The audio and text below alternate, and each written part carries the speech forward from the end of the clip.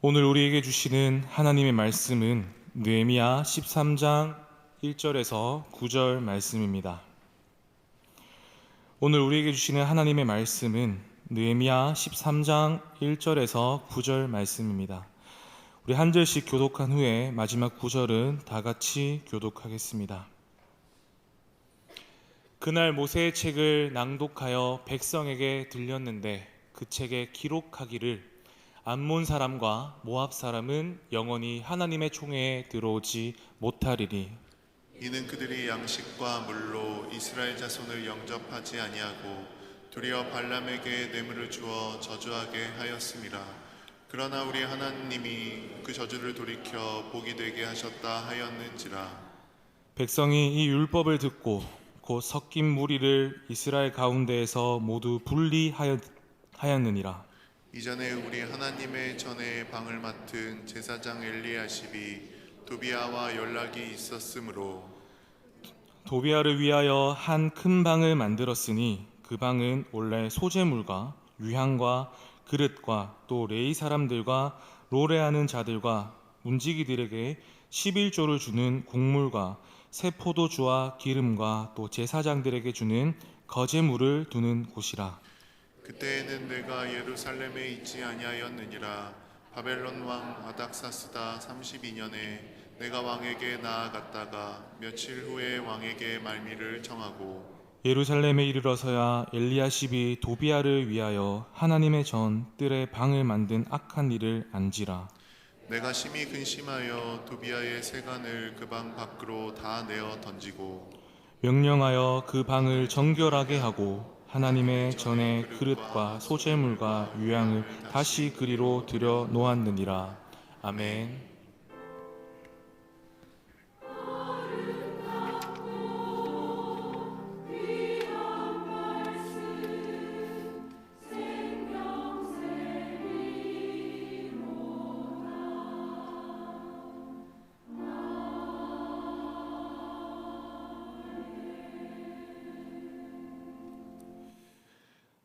오늘 예배 자리에 나오면서 혹시 좀 다른 점, 특별한 것을 캐치하신 분이 혹시 있으실까요? 네, 우리 교육자분들께서 이렇게 빨간색 목도리와 녹색 목도리를 착용하면서 메리 크리스마스라고 여러분들 환대했는데 오늘 우리가 그것을 기억하면서 우리 좌우에 있는 분들을 바라보면서 이렇게 활짝 웃으면서 메리 크리스마스 인사하겠습니다.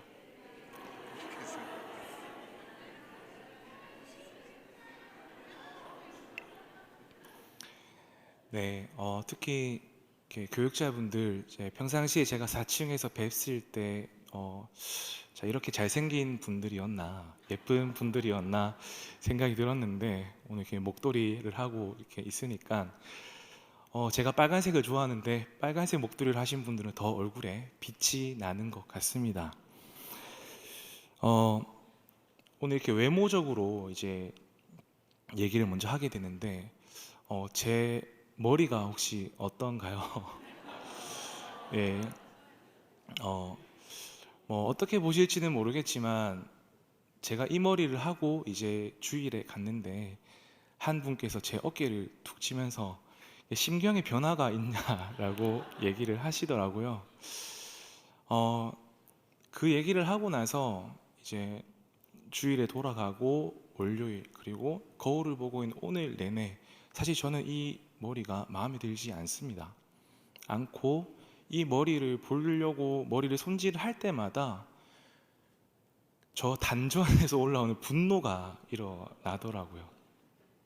제가 이 머리를 자르는 미용실을 제가 1년을 넘게 다녔는데 토요일에 이제 성도님들한테 좀 예쁘게 보이려고 이렇게 이제 또 교구로 가고 하니까 저희 어머니께서 늘 하시는 말씀이 있거든요. 성도님들은 잘생긴 목사님 좋아한다고. 그래가지고 좀 잘생겨 보이려고 노력을 해서 이제 미용실에 갔습니다. 가서 이렇게 딱 앉았는데 좀 머리가 좀 많이 덥수룩했어요. 길었고. 그래서 이제 제가 원하는 스타일의 모양을 딱 보여주면서 이렇게 자르려고 합니다라고 하니까 그 이발하시는 분께서 제가 봤을 때 3개월 간격으로 꾸준히 갔었거든요. 근데 갔는데 스타일을 이렇게 급격하게 변화시키면 2만 원을 내야 된다라고 얘기를 하더라고요. 거기가 안 그래도 비싸요. 16,000원으로 비싼데 2만 원 내라고 하니까 제가 거기서 좀 화가 났어요. 아니다. 머리를 짧게 자르고 긴 거다. 그래서 다시 자르러 왔다. 뭔 스타일이 변하냐라고 얘기를 하고 나서 손님 그러세요? 그럼 그냥 잘라 드릴게요 하더라고요. 근데 제가 그때부터 화가 났습니다. 화가 나서 눈을 감고 있었거든요. 그래서 손님 길이 괜찮으세요? 길이 괜찮으세요? 해도 눈을 감으면서 네, 네 했는데 눈 뜨고 집에 와서 보니까 이 머리가 되어 있는 겁니다. 그러면서 계속 길을 가는 내도록 이 마음에서 이제 계속 욕이 계속 입에서 나오는 거예요. 욕이. 그러면서 이제 주일에 딱 교회 왔을 때 한 분께서 심경의 변화가 있냐고 하니까 또 거기서 또 그 전날에 분노가 더해지는 거죠. 그리고 또 집에 가서 씻고 거울을 보는데 또 분노가 또 정립이 되는 겁니다. 그러니까 그 주일날 이제 제가 발인 예배를 가야 되는데 거울을 보는 게 너무 화가 나서 새벽 5시에 일어나서 그냥 발인 예배를 갔거든요. 그리고 월요일에서 화요일 새벽까지는 보면은 화가 나니까 거울을 보지도 않고 이 머리도 감지 않고 세수도 하지 않았습니다. 물티슈로 닦고 그렇게 했는데 근데 그 주일, 월요일, 화요일 가는데 그날따라 뭔가 이 사람의 마음에 한 번 품은 화와 분노가 정제가 안 되니까 모든 게 다 짜증으로 바라봐지는 겁니다. 특히 이 수요일 느헤미야를 통해서 수요 예배를 전 해야 되는데 제가 늘 그런데 설교를 아우터라인을 쓰고 설교를 80% 70% 쓰면 꼭 20%가 안 돼요. 안 돼서 막 제가 전전긍긍을 하고 있는데 제가 분명히 아내한테 얘기를 했거든요. 나 이번만큼은 조금 더 여유 있게 하고 싶다. 그러니까 뭐 다한이를 어떻게 하든지 해서 나는 요 시간부터 충분히 놀고 말씀을 준비를 하고 해야 되겠다 했는데 그 계획이 다 무너졌습니다. 무너지면서 그렇다고 이 아내한테 또 제 자녀한테 화를 낼 수는 없잖아요. 그리고 또 그날따라 제가 전화를 받는데 다 저한테 물으려고 전화를 했는데 그 모든 대화의 내용들이 저한테 따지듯이 묻는 거예요. 그러니까 제가 이 화가 주체가 안 되는 거예요. 그리고 차를 타고 가는데도 그날따라 왜 그렇게 애를 태우고 막 어디 이동하고 있는데 저를 공격하듯이 이렇게 운전을 하는 상대방들이 하는지, 물론 제 마음이 그래서 그런 건지 모르겠습니다만, 그러고 나서 이제 월요일 끝자락에 있는데 이런 제 자신을 보는 데 있어서 너무 화가 났는데 결론적으로는 제가 너무 화가 나서 울었습니다. 눈물을 대성통곡을 했습니다. 왜 울었냐 하면 이렇게 나도 좀 어느 정도 놀고 좀 내가 해야 되는 것들을 해야 되는 충분한 그런 스타일인데 그거를 이제 저희 어머니하고 저희 아내는 미룸이라고 얘기를 하더라고요. 잘 미룬 스타일인데 계속 이게 뭔가 좀 마음에서 좀 해결을 하고 해야 되는데 안 되니까 그러다가 유튜브를 통해서 한 영상을 봤습니다. 그게 바로 목사님의 이중생활이라는 인간극장이었거든요. 근데 그 목사님께서 소재는 정확하게 기억이 나지 않지만 전라도 한 어느 시골 교회를 담임하고 계시는 분이셨더라고요. 추수감사절에 그날 이제 목사님이 찬양 인도하시고 그 자제분들이 와서 반주도 하고 목사님의 머리도 만져주시고 또 그 목사님 상황을 보면서 이 성도님들의 전화를 받으면 식사를 하는 도중에도 식사를 내려놓고 상담을 하시고 방문하시고 열심히 사역하는 그 모습을 보면서 저도 모르게 눈물이 콱 쏟아지는 거예요. 이게 막 감동받아서가 아니고 죄송합니다. 이게 적절한 표현 같아서 제 자신한테 나는 쓰레기다. 나는 나쁜 놈이다. 그런 의미에서 눈물이 막 쏟아지는 거예요. 목사 안수를 받고 담임 목사님께서 늘 하셨던 말이 있거든요. 목사가 되면 레벨업을 할 것이다. 사실 제가 뭐 설교를 준비하고 기도를 하고 그간에 많은 했지만 사실 레벨업이 뭐가 있을까? 목사님이 나를 기살려 주려고 하는 말이구나 라고 생각을 했는데, 제가 목사 안수를 받고 나서 저한테 참 좋았던 것은 뭐였냐면, 어떤 상황과 환경이고 최악의 상황이 오더라도 나는 굴하지 않고 행복하고 하나님이 이 또한 이것을 넘어가리라는 은혜를 주시면서 제가 굴하지 않게 되더라고요. 화도 내지 않았고, 언제 기회가 되면 제 아내한테 물어봐 주십시오. 저 정말 승질 낸 적 없었습니다. 그 전까지. 근데 제가 갑자기 모르게 이발을 하고 토요일에, 주일에, 월요일에 제 모습은 다시 예전으로 돌아가는 것 같은 거예요. 본능적으로 인간이 죄성을 가지고 있지만 본능적으로 죄를 탐하려는 그 모습을 가지고 있더라는 거죠. 그러면서 그 목사님의 영상을 보면서 눈물이 났고, 사실 새벽에 와서 저기 앞에 앉아 있으면서 기도가 되지 않았습니다. 화요일에 와서 그냥 엎드려 있었고 계속 책상에 머리만 박고 있었어요. 그래서 얼마나 머리를 박고 있었는지 제가 보니까 6시 25분쯤에 나가서 엘리베이터 타고 거울 봤는데 여기 반점이 이렇게 빨간 반점이 있더라고요. 근데 오늘 우리가 읽은 이 본문도 이 본능적인 인간의 죄성을 다루고 있는 것 아닌가라는 생각을 해보게 됩니다. 우리가 느헤미야 13장을 읽었는데 느헤미야의 중심 주제는 무엇입니까? 바로 성벽 재건입니다. 13장 전에, 그러니까 12장까지의 내용을 보면 성벽 재건을 다 마쳤고 봉헌한 후에 사람들이 하나님을 예배하고 찬양합니다. 하나님을 향한 말씀의 필요성을 인식하고 좋은 영적인 분위기가 형성이 됩니다. 진정한 회복을 경험하고 있는 이스라엘 백성을 우리는 12장 전까지의 모습을 통하여서 보게 된다는 거죠. 그런데 오늘 본문인 13장에 보면 12장의 분위기와 사뭇 다릅니다. 부정적인 사건이 등장해요. 그것이 무엇이냐면 느헤미야를 포함한 이스라엘 사람들이 성벽을 재건하려고 할 때 방해하는 사람들이 있는데, 그 방해하는 사람을 대표하는 사람이 도비아였거든요. 근데 이 도비아라는 사람이 각종 계략을 다 써서 어떻게든 방해를 하려고 합니다. 그런데 그 계략이 12장까지는 성공했습니까? 성공하지 못하죠. 왜냐하면 성벽은 재건되었으니까요. 결국 그 계략을 다 이겨내고 이 성벽은 재건되었습니다. 그럼에도 불구하고 13장을 통해서 우리가 살펴볼 수 있는 것은 이 도비아의 계략은 끝나지 않고 계속해서 어떻게든 이들과 접촉을 하려고 한다는 것입니다. 그래서 어떻게 됐냐? 엘리야십과 결혼을 통해서 이 동맹관계를 맺게 됩니다. 엘리야십이 누군지에 대해서 성경을 구체적으로 기술하고 있지 않기 때문에 우리가 자세히 알 수는 없습니다. 확실한 것은 이 엘리야십은 성전의 골방을 책임지고 있는 사람이라는 것입니다. 성전에는 각양각색의 다양한 기물들도 있지만 다양한 방도 있습니다. 그 중에 하나인 골방을 책임지고 담당하고 있는 사람이 누구냐? 바로 엘리야십입니다. 엘리야십이 도비아와 동맹관계를 맺고 있는 것 자체가 잘못인데, 도비아에게 성전 안에 있는 하나의 큰 방을 내어줘요.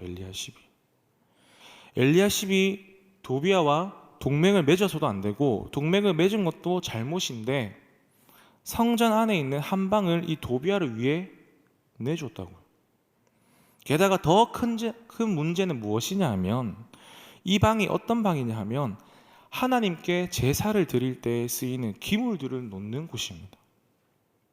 그러니까 어떻게 보면 굉장히 거룩한 곳이고 구별될 수 있는 그런 장소인 거죠. 하나님께 드리는 그 제사를 중심으로 거룩하게 세워져야 할 그 선민 공동체 가운데 치명적인 문제가 발생한 것입니다. 그리고 단순히 발생한 것을 넘어서서 그것을 방조하고 있는 그런 상황이 계속되고 있습니다. 그렇다면 왜 이 성벽 재건을 하고 율법이 회복되는 등 다양한 긍정적인 분위기가 지속되고 있는 가운데 갑자기 왜 이런 사건이 발생한 것일까요? 바로 오늘 본문 6절 상반절에 보면 다음과 같은 표현이 있습니다. 그때에는 내가 예루살렘에 있지 아니하였느니라. 자, 여기서 내가 예루살렘에 있지 않다라고 했는데 여기서 내가라고 불리는 이 사람은 누구입니까? 바로 느헤미야입니다. 느헤미야가 이곳 가운데 없었다라는 것입니다.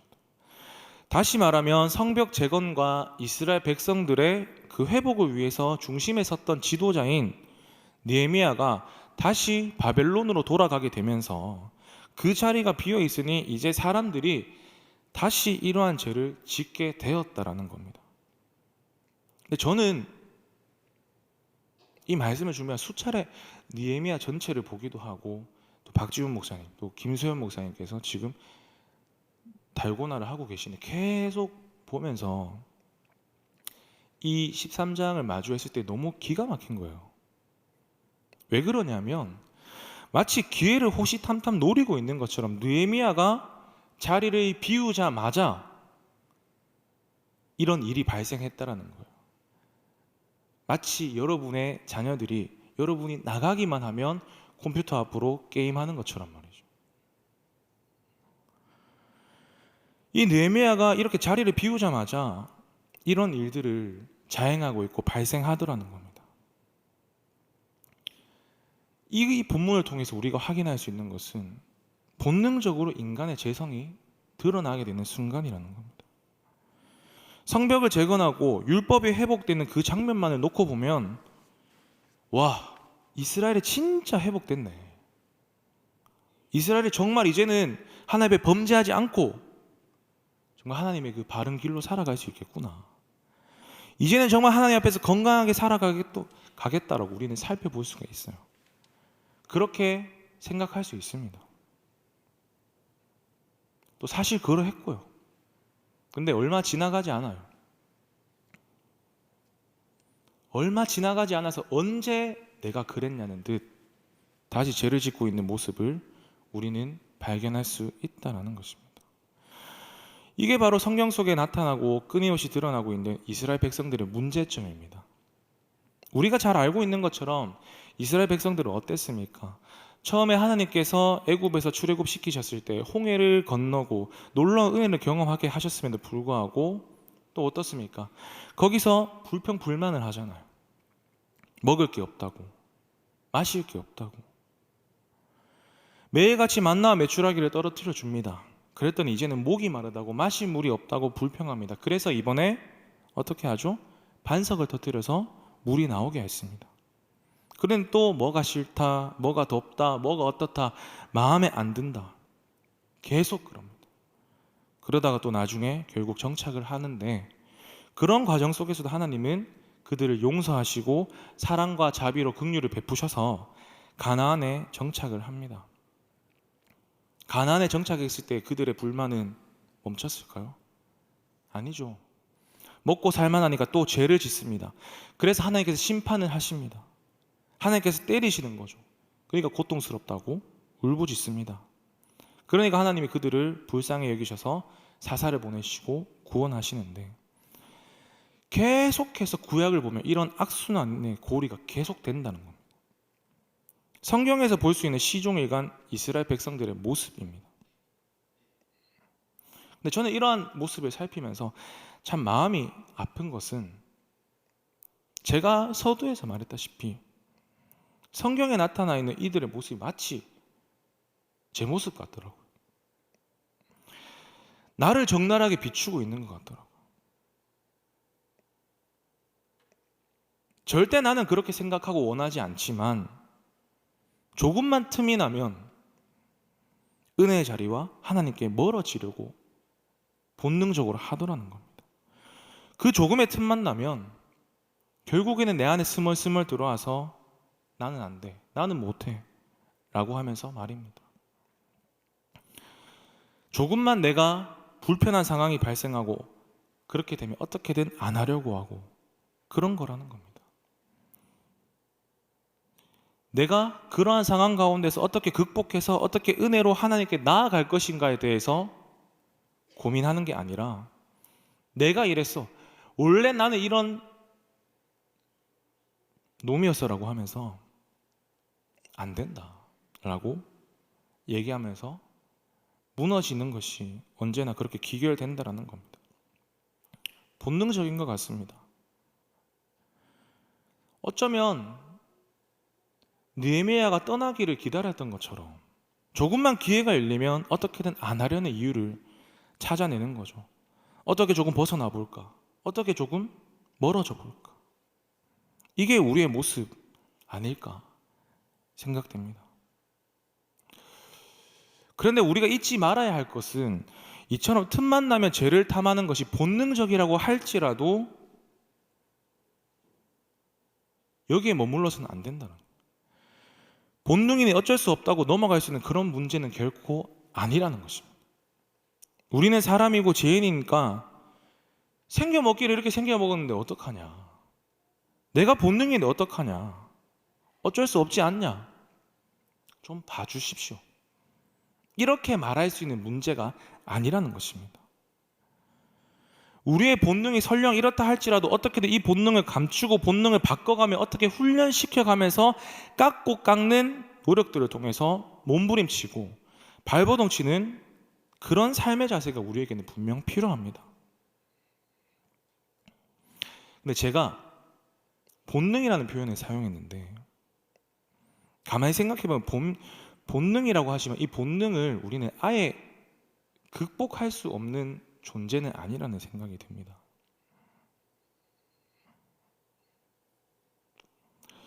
제가 먹는 것을 좋아해서 먹는 것으로 비유를 한번 드려보겠습니다. 제가 분명 몇 달 전에 오후 예배를 하면서 좀 살을 뺀 모습으로 여러분 앞에 서겠다고 말씀드렸거든요. 근데 살 빠진 것 같나요? 누가 봐도 아니죠. 누가 봐도 아닌데 왜 그렇습니까? 먹는 것을 좋아하니까 그렇겠죠. 제가 누군가 저에게 음식점에 가서 먹으러 가자고 하면 저는 뭘 먹을래라고 얘기하면 저는 항상 이렇게 얘기를 합니다. 맛있는 거 먹겠다라고. 여기 계신 분들 중에서 맛있는 거 먹고 싶지 않은 분들 누가 계시겠습니까? 한우 먹고 싶고 비싼 일식 음식 먹고 싶고 또 인터불고에서 8만 원짜리 하는 뷔페 먹고 싶고 그렇지 않습니까? 근데 우리가 그 본능에 이끌려서 매일 그것을 먹고 탐할 수가 있습니까? 우리가 한 번만 더 생각해 보면 할 수가 없다는 겁니다. 왜냐? 그것을 먹고 나면 내 지갑 사정이, 내 통장 사정이, 잔고가 눈에 띄게 줄어들기 때문에, 그러면 내가 생활을 할 수 없기 때문에 우리는 먹지 못하는 겁니다. 그런 것처럼 우리는 본능이 통제될 수 없는 것으로 생각하지만 우리는 삶에서 조금만 우리를 들여다보면 알게 모르게 우리는 우리의 환경을 통해서 본능이 통제되고 있다는 겁니다. 그렇기 때문에 우리는 그 환경적인 요인을 통해서 본능을 극복하며 살아가고 있다는 겁니다. 오늘 본문에서도 마찬가지입니다. 하나님께서 이스라엘 백성들의 죄를 억제시키는 방법으로 바로 이 환경을 개선시키는 것을 볼 수가 있습니다. 오늘 우리가 읽은 이 1절부터 9절까지는 크게 두 가지 사건이 언급되고 있는데, 하나는 방금 말씀드린 4절부터 9절까지의 내용이고, 이 하나님의 성전의 거룩성 훼손시키는 모습인데, 다른 하나는 1절부터 3절까지의 말씀입니다. 암몬 사람 그리고 이 모압 사람들을 이스라엘 공동체와 분리시키고 있는 장면이 나옵니다. 먼저 1절 말씀을 보면 그 날로 시작합니다. 여기서 말하는 그날이 언제인고 하면 제가 조금 전 설명드렸던 12장의 그 좋은 분위기 있지 않습니까? 하나님 앞에 거룩성이 회복되고 그리고 봉헌하고 이 말씀의 필요성을 알면서 예배를 하고 회개하고 이러한 장면이 있던 그 날, 바로 그날로부터 시작되는 그 일이 이제 1절에서 3절까지 등장합니다. 그러니까 13장 1절부터 3절까지의 내용은 12장의 연속이라고 볼 수가 있습니다. 그리고 4절부터 9절까지는 성전 복원식이 있었던 그날 이후 약 12년이 지난 후의 일입니다. 그러니까 우리가 읽고 있는 성경에서는 3절과 4절이 이렇게 붙어 있으니까 그 차이를 못 느낄 수 있는데, 실제로는 3절과 4절 사이에 그 간극, 갭이 12년이라는 시간이 존재한다는 겁니다. 그래서 1절부터 3절까지 그 성전 복원식 때 뭘 하는지 한번 우리가 살펴보면, 출애굽하는 이스라엘 백성들을 영접하지 않았던 사람들이 바로 암몬과 모압 사람들이었는데, 그들의 과거를 언급하면서 이스라엘로부터 분리를 명합니다. 자, 1절 하반절을 우리 한번 보시면 이런 말씀을 하게 되는데, 암몬 사람과 모압 사람은 영원히 하나님의 총에 들어오지 못하리니 라고 말씀합니다. 이 암몬과 모압은 영원히 하나님의 총회에 이스라엘 공동체 안에 들어올 수 없다라고 말씀을 하고 있는데, 물론 이것은 이미 기록된 율법책을 읽는 장면이거든요. 그러니까 기록된 것을 읽고 있는 장면이기 때문에, 이제 우리가 이것을 읽었으니까 이대로 순종하자, 뭐 이런 것도 될 수 있지만, 사실이 엄밀히 말하면 조금이라도 불손함을 제공하고 있는 그 민족들을 이스라엘로부터 분리시키는 장면을 우리는 볼 수 있습니다. 그런데 사실 이 당시 그들이 읽는 이것은 솔직히 오래된 일이었어요. 너무 오래된 일이었습니다. 오늘 본문을 받고 그 당시 사람들, 그러니까 이 느헤미야서 기준으로만 봐도 언제부터냐 하면 거의 약 1000년 전의 일이었다라는 겁니다. 그 1000년 전에 있었던 사람들, 1000년 전에 그 민족들의 일을 지금 와서 꺼내가지고 얘기를 하는 건데, 저는 이것을 읽으면서 이런 생각이 들었어요. 굳이 이렇게까지 해야 되는가? 그런데 하나님은 우리를 너무나도 잘 아시는 거예요. 죄를 본능적으로 탐하는 우리의 습성을 너무나도 잘 아시는 하나님께서 하나님의 것을 바르게 구현해내지 못하게 만드는 그 어떤 민족이라도 이스라엘 백성 간에 존재한다면 그 틈을 조금이라도 제거하기 위해서 그들과 분리시키고 계시다는 겁니다. 참 아이러니한 것은 이렇게까지 분리시켰음에도 불구하고 이스라엘 백성들은 얼마 또 지나지 않아서 또다시 훼손시키고 또다시 죄를 짓습니다만, 어쨌든 하나님의 입장에서는 조그마한 틈이라도 메꾸려고, 조그마한 그 사이라도 없애려고 하시는 모습을 우리는 오늘 본문을 통해서 살펴볼 수 있습니다. 이런 말이 있지 않습니까? 여러분, 작은 바늘 구멍 하나가 댐을 무너뜨린다. 우리 신앙인의 삶 속에 생겨나는 그 작은 구멍 하나, 작은 틈 하나가 우리의 신앙을 송두리째 다 빼앗아 가버리고 다 뒤집어 놓아버릴 수 있을 만큼 큰 힘을 발휘할 수 있습니다. 그래서 우리는 하나님의 이러한 이스라엘 백성을 향한 오늘 본문의 일하심을 보면서 우리는 작은 틈이 보이면 그 즉시 바로 메꿔야 된다라는 것입니다. 12월 17일 오전 11시 반 3층 아레오바구에서 유아 세례 부모 교육이 있었습니다. 제가 범어교회에 오면서는 중등부를 이제 사역을 해야 돼서 중등부 예배를 인도해야 됐기 때문에 범어교회에서 유아 세례식을 한 번도 이렇게 현장에서 보지는 못했습니다. 그런데 이전 사역지에서 유아 세례식 하는 장면을 보면 그렇게 눈물이 나요. 이렇게 막 우는 거예요. 아까도 우는 거 얘기하고 지금도 우는 거 얘기해서 제가 울보처럼 되진 않을까 싶긴 한데, 근데 유아 세례를 받으면서 정대성 목사님이 이렇게 교육을 하셨는데, 정대성 목사님께서 그런 말씀을 하셨거든요. 지금 얘들을 잘 교육을 시켜서 입교, 그러니까 교회 공동체 안으로 들어올 수 있도록 우리는 잘 교육을 시켜야 된다라고 얘기를 하셨는데, 그러면서 제가 문득 제가 유아 세례를 받은 거 기억이 나지 않지만 제가 입교를 받았던 과정과 제가 입교를 받았던 시기에 그 중등부 시기의 모습이 제가 떠오르더라고요. 그러면서 제가 두 명의 친구가 생각이 났습니다. 저는 지금부터는 언제부턴가 친구로 부르지 않기로 했는데, 저도 이제 수성구 학군의 출신입니다. 덕원중학교 나왔고 대륜고등학교 나왔고, 그래서 중등부 사역할 때도 중간고사, 기말고사 준비 기간이 되면 한 달 전부터 출석의 데이터를 보면 20명에서 30명이, 많으면 30명의 로스가 발생을 합니다. 그래서 그 부분에 대해서 이제 부모님하고 많이 얘기를 하기도 했었고, 아버지께서는 그런 부모님의 마음들을 이해를 해서 그들을 다 신앙적으로 잘 다독거려 줘라라고 얘기를 해주셨는데, 그 당시 이제 저희 아버지께서는 이제 공직 사회를 하셔서 그런 건지 개인적인 건지 모르겠지만 이 저에 대한 외적인 시선들을 많이 신경을 쓰셨습니다.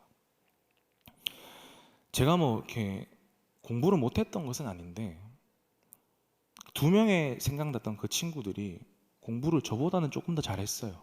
한 명은 전교권에서 놀았고. 그래서 이제 근데 그 친구들의 공통점이 뭐였냐면, 시험 기간이 되면 그 집사님들께서, 친구의 어머님들께서 꼭 일부 예배를 드리고 가는 거예요.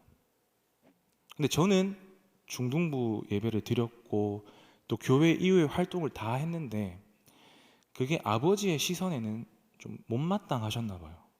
그래서 어머니한테 그걸 쏘아 붙이시기도 하고, 누구 집의 자녀는 일부 예배 드리고 공부시켰는데 니는 뭐하노? 하면서 그렇게 하셨거든요.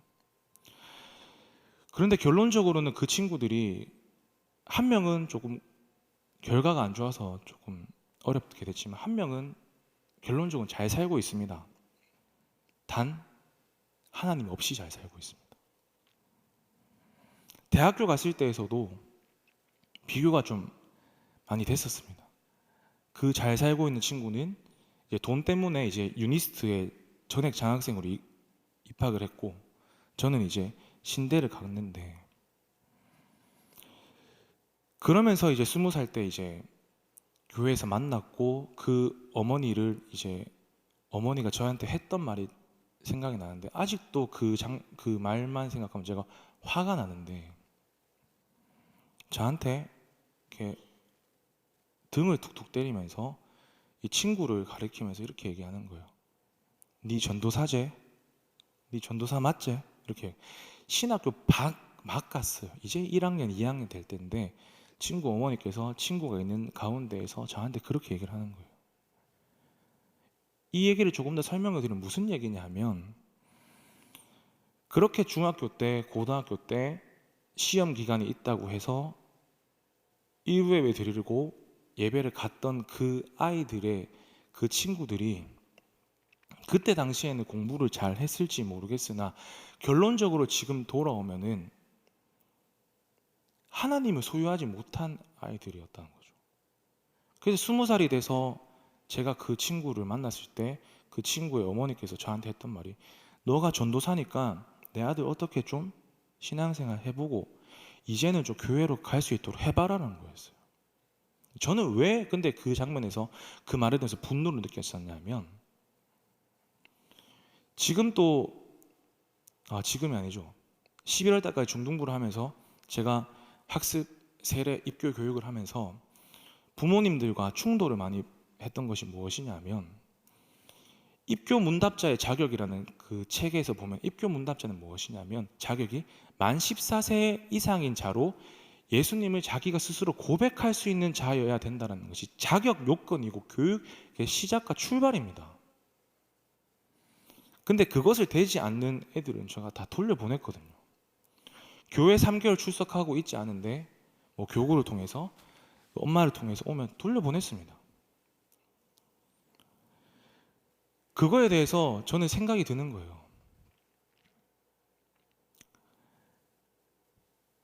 스스로 고백할 수 있는 그 시기에 교육이 필요한 시기 가운데에서 애를 데리고 엄마 그 어른에서 모습에서 주일 예배를 타협하는 모습을 보여주고 저를 예배를 가치 없는 것으로 아이들을 교육을 다 시켜놓고서는 20살이 돼서 저를 만났을 때 저한테 한다는 말이 너 전도사니까 이제는 네가 친구니까 내 말 안 들으니까 교회 데리고 가라.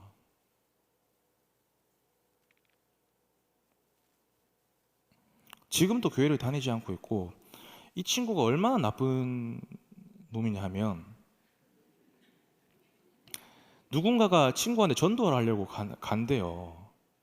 그러면 저한테 당당하게 얘기를 한대요. 누군가가 자신의 전도하려고 오면 내 친구 목사다라고 얘기한대요. 그 말을 듣고 복음을 듣고 변화되려고 하지는 않고 내 친구 목사다라는 것을 저를 이용해서 복음을 밀어내는 거예요.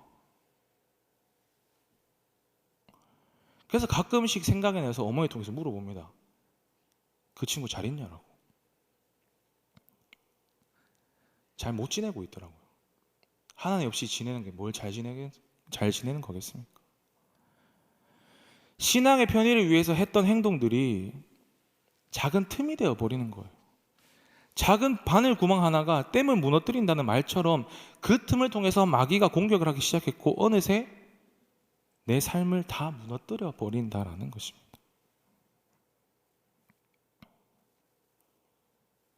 무슨 이야기를 드리는 것인지 아시겠습니까?